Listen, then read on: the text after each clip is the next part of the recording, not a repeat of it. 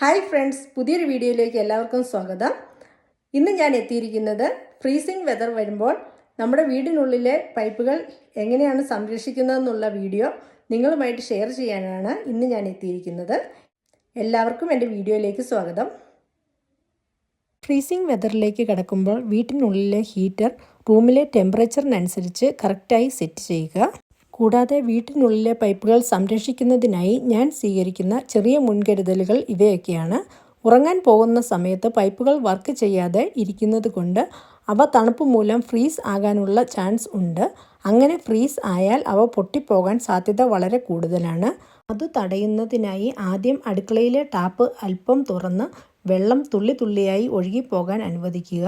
തുടർന്ന് സിങ്കിന് കീഴിലുള്ള ക്യാബിനറ്റ് തുറന്നു വയ്ക്കുക. ഇതുമൂലം ചൂടുവായു സഞ്ചരിക്കാൻ ഇതുവഴിയായി സാധിക്കുന്നു. ഇങ്ങനെയാണ് ഇവ തുറന്നു വയ്ക്കേണ്ടത്. അതിനുശേഷം ടോയ്ലറ്റിലെ പൈപ്പും തുറന്നു വിട്ട് വെള്ളം തുള്ളി തുള്ളിയായി ഒഴുകിപ്പോകാൻ അനുവദിക്കുക.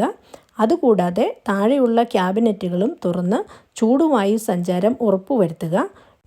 വീടിനുള്ളിലുള്ള എല്ലാ പൈപ്പുകളും ഇതുപോലെ തന്നെ തുറന്ന് വെള്ളം ഒഴുകിപ്പോകാൻ സെറ്റ് ചെയ്യുക.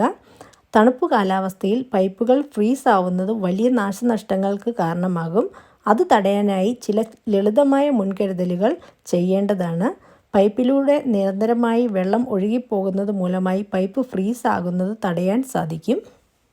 ഇത്രയുമാണ് ഇന്നത്തെ എൻ്റെ വീഡിയോ. മറ്റൊരു നല്ല വീഡിയോയുമായി വീണ്ടും കാണുന്നത് വരെ എല്ലാവർക്കും thank you so much. Bye-bye.